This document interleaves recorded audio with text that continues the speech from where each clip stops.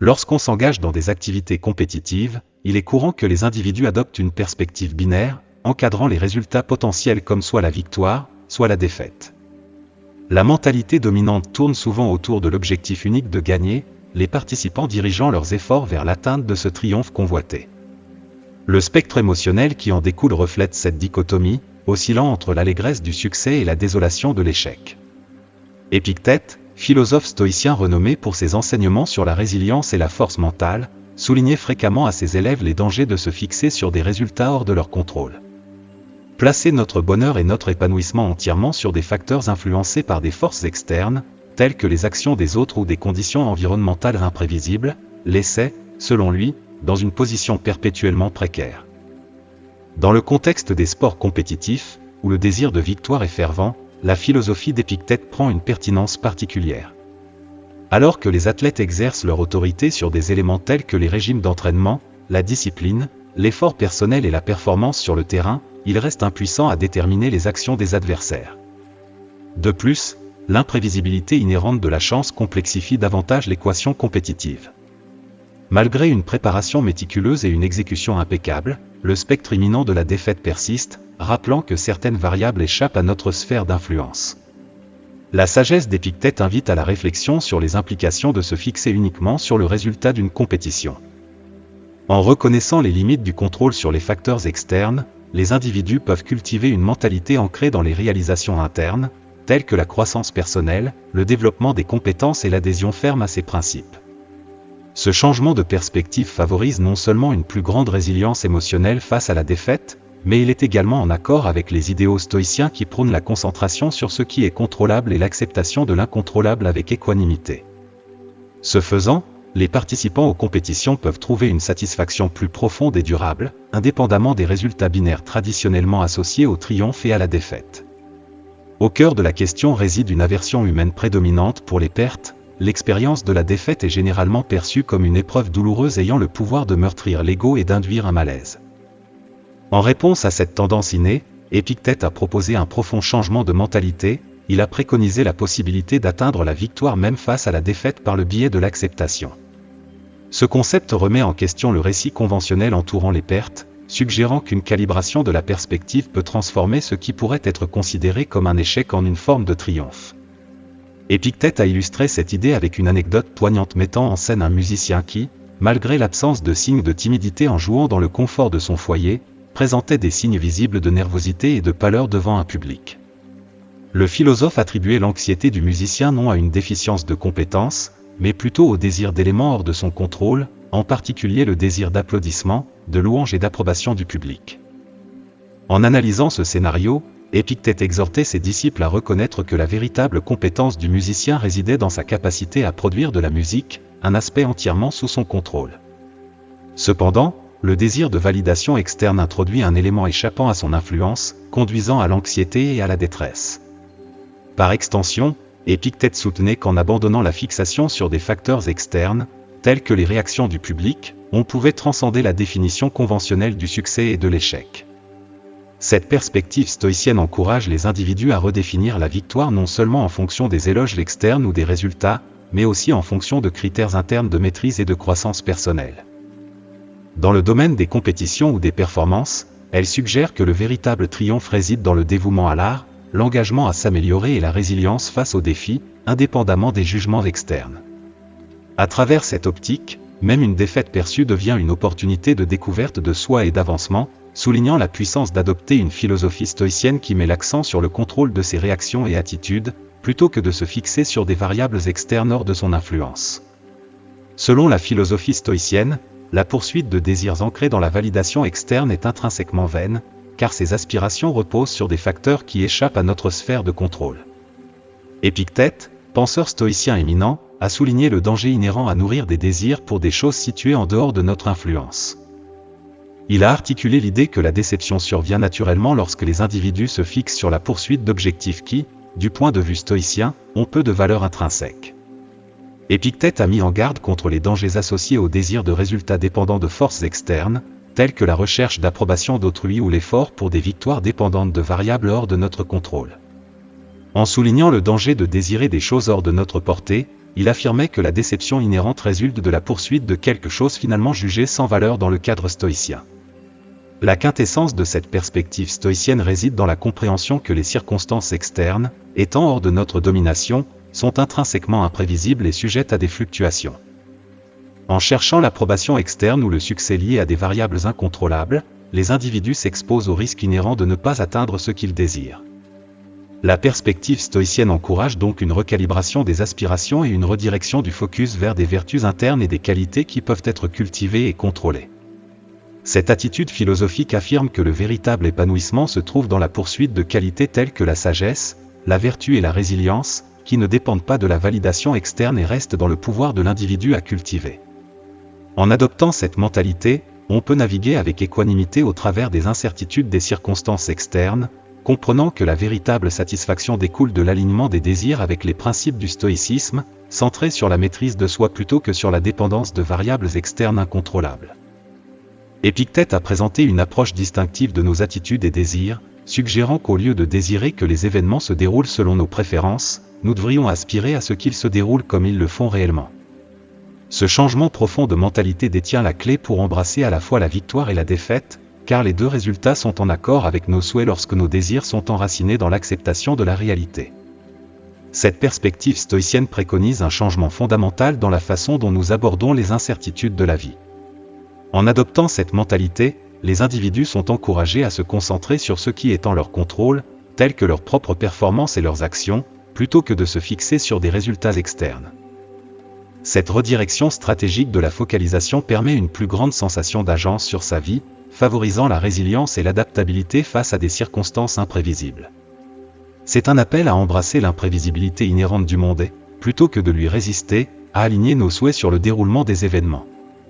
Concrètement, cela signifie reconnaître que des facteurs externes tels que les actions des autres ou des éléments incontrôlables échappent à notre influence. Au lieu d'investir de l'énergie émotionnelle dans le désir de résultats spécifiques, nous dirigeons nos efforts vers le perfectionnement de nos propres compétences, l'amélioration de notre performance et la culture de vertus qui sont à notre portée. Ce faisant, la philosophie stoïcienne préconisée par Épictète soutient qu'un profond sentiment de contentement et de paix intérieure peut être atteint, indépendamment des événements externes qui se produisent. L'approche alternative d'Épictète souligne le pouvoir de cultiver un locus de contrôle interne, permettant aux individus de naviguer dans les complexités de la vie avec une attitude stable et composée. C'est un appel à aligner nos désirs sur le cours naturel des événements, reconnaissant que le véritable épanouissement se trouve dans la maîtrise de soi et la capacité à s'adapter gracieusement aux circonstances qui se déroulent, qu'elles apportent le succès ou l'échec. Épictète a vivement illustré la puissance de la perspective alternative avec le récit de Zénon de Sicyon, le fondateur du stoïcisme. Lors d'une rencontre avec Antigone, le roi de Macédoine, Zénon a fait preuve d'une absence remarquable de peur. La clé de la résilience de Zénon résidait dans son refus de céder le pouvoir sur ce qu'il réalisait vraiment aux forces externes. De plus, il a démontré une indifférence profonde aux opinions que les autres avaient de lui, montrant une maîtrise extraordinaire de ses émotions et réactions. Ce qui distinguait Zénon était sa décision délibérée de ne pas chercher la faveur ou l'approbation du roi. Dans ce choix intentionnel, Zénon avait déjà remporté une victoire, car il s'était positionné dans un état où il n'y avait rien à perdre.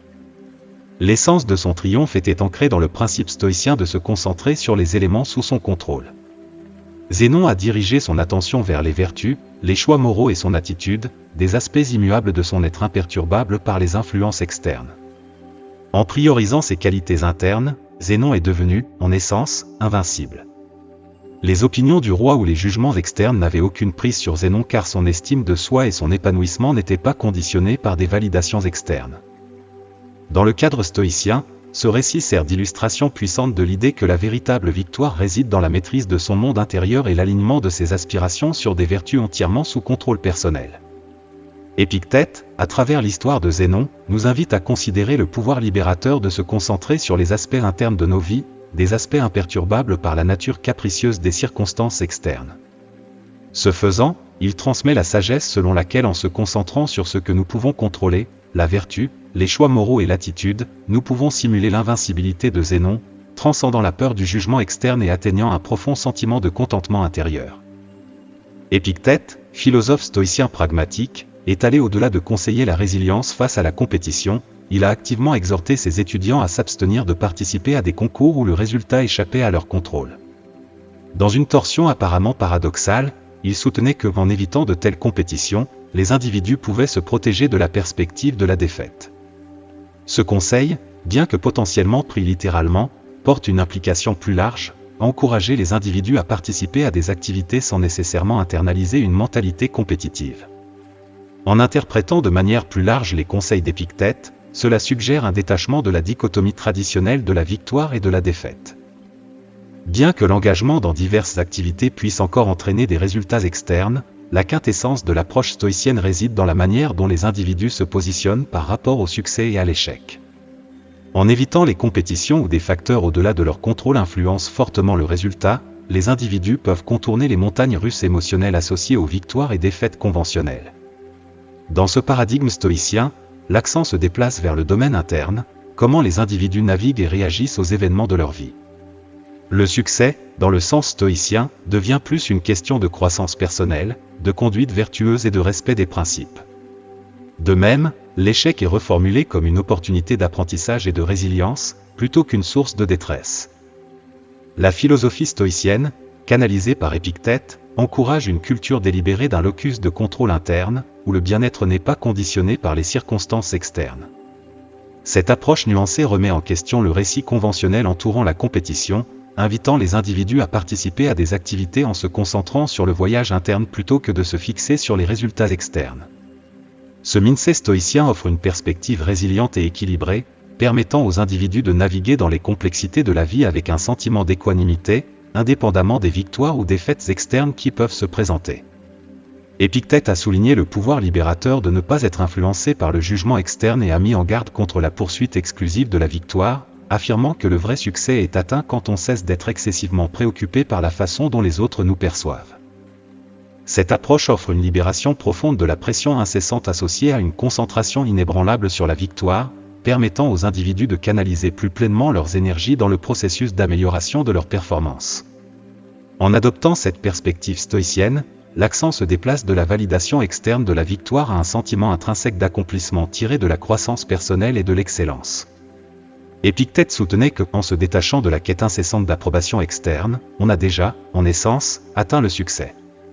Cette liberté mentale permet aux individus de se concentrer plus profondément sur le perfectionnement de leurs compétences et la maîtrise de leur article. De plus, Épictète plaidait pour l'acceptation de la défaite, la présentant non pas comme un résultat final, mais comme une opportunité d'apprentissage et de croissance. Ce sentiment s'harmonise avec le concept moderne d'une mentalité de croissance, où les revers et les échecs sont perçus comme des étapes vers l'amélioration plutôt que des obstacles insurmontables. L'acceptation de l'échec devient une partie intégrante du voyage, favorisant la résilience et un engagement continu pour l'auto-amélioration. Les enseignements d'Épictète encouragent un changement de perspective, exhortant les individus à trouver l'épanouissement dans la valeur intrinsèque de leurs efforts plutôt que dans les jugements externes ou les résultats binaires de la victoire et de la défaite. Cette approche stoïcienne s'aligne avec les notions contemporaines d'une mentalité de croissance, mettant en lumière le potentiel transformateur de l'acceptation de l'échec en tant que catalyseur de l'apprentissage et de l'avancement sur le chemin de l'excellence personnelle. La philosophie stoïcienne introduit la notion intrigante selon laquelle rechercher activement l'échec, un concept connu sous le nom d'intention paradoxale, peut entraîner des avantages inattendus. Viktor Frankl, psychiatre et survivant de l'Holocauste, s'est penché sur ce paradoxe, observant que viser délibérément ce que nous craignons a l'effet paradoxal de diminuer le pouvoir de cette peur. En désirant consciemment ce qui suscitait autrefois de l'anxiété, la source de cette anxiété perd de sa puissance. Cette perspective stoïcienne rejoint les idées de Frankl, offrant une approche unique de nos attitudes envers l'échec. Dans le contexte de la perspective stoïcienne sur la défaite, l'essentiel réside dans notre attitude envers celle-ci. Si nous abordons la perte avec dédain, la simple contemplation d'un échec potentiel peut induire la souffrance. Cependant, la prescription stoïcienne est un passage vers l'indifférence ou, remarquablement, une attitude accueillante envers la défaite. Cette transformation de perspective transforme la défaite en un résultat non négatif, où l'accent se déplace du résultat externe à la réponse interne. En adoptant cette position stoïcienne, les individus détachent leur bien-être des circonstances externes, reconnaissant que le monde extérieur est souvent au-delà de leur contrôle. Au lieu de permettre à la peur de l'échec de dominer sur eux, ils adoptent consciemment une attitude qui reformule la défaite comme une opportunité de croissance et d'apprentissage. De cette manière, la philosophie stoïcienne s'aligne non seulement avec l'intention paradoxale de Frankl, mais propulse également les individus vers une mentalité où les revers deviennent des marches vers le haut plutôt que des obstacles. L'approche stoïcienne de l'échec encourage un choix délibéré et conscient de modifier notre relation avec l'adversité. En accueillant la défaite avec équanimité ou même le désir, nous attaquons la souffrance potentielle qui y est associée, transformant ce qui était autrefois craint en un catalyseur de développement personnel et de résilience. En conclusion, les enseignements d'Épictète plaident en faveur d'un changement fondamental de mentalité, s'éloignant d'une quête inflexible de la victoire vers une acceptation des résultats, qu'il s'agisse de triomphe ou de revers. Cette approche transformative permet aux individus de recentrer leur attention sur des éléments sous leur contrôle, notamment leur performance et leur attitude. En embrassant l'échec comme un résultat plausible, la philosophie stoïcienne le positionne non pas comme une perte définitive, mais comme une précieuse opportunité de croissance et d'apprentissage. L'essence de la sagesse d'Épictète réside dans la reconnaissance du pouvoir de la disposition interne. En abandonnant la peur ou la résistance à la défaite, les individus peuvent atteindre une forme unique de victoire dans n'importe quelle circonstance. Cette perspective stoïcienne s'aligne avec l'idée que le vrai succès se trouve dans la maîtrise de soi et la cultivation délibérée de vertus qui restent imperturbables aux fluctuations externes. En adoptant cette mentalité stoïcienne, les individus se libèrent des turbulences émotionnelles associées aux résultats binaires de succès et d'échec. Au lieu de cela, ils trouvent la résilience dans leur capacité à naviguer avec calme dans les incertitudes de la vie, en se concentrant sur une amélioration continue de soi plutôt que de se fixer sur des validations externes. Essentiellement, les enseignements d'Épictète mettent en évidence l'influence profonde de l'état interne sur la façon dont nous vivons la victoire, en soulignant qu'en acceptant les résultats avec équité, nous pouvons trouver une forme de triomphe dans chaque circonstance.